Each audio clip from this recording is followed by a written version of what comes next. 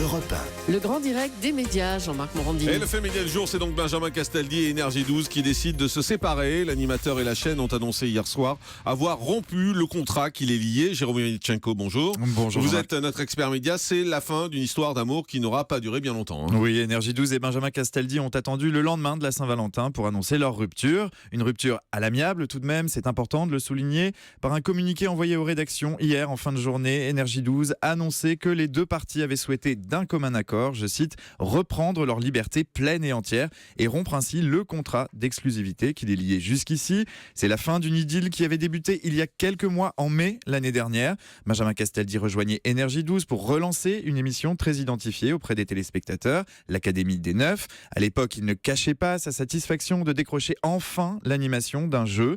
Pour lui, c'était la concrétisation d'un rêve. Pour la chaîne, c'était l'occasion d'associer un visage populaire à son nouveau projet éditorial.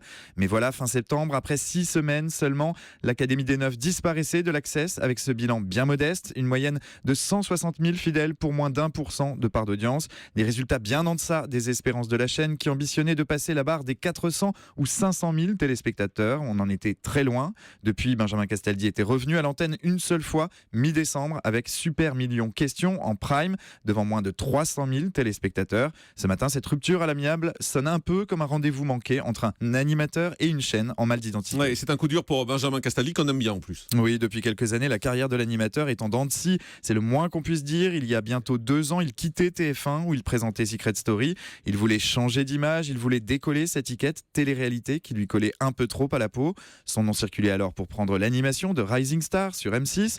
Mais Benjamin Castaldi avait finalement fait le choix de D8. En novembre 2014, il reprenait l'animation de Nouvelle Star. Mais il attendait un peu plus de la chaîne de la TNT gratuite du groupe Canal. Des projets qui ne sont jamais venus. Il avait donc pris ses clics et ses claques pour rejoindre Énergie 12, mais ce matin, l'expérience tourne court. Une fois encore, serait-on tenté de dire. Pourtant, Énergie 12 a bien tenté de conserver Benjamin Castaldi en lui proposant la présentation du MAG qui revient à l'antenne fin février.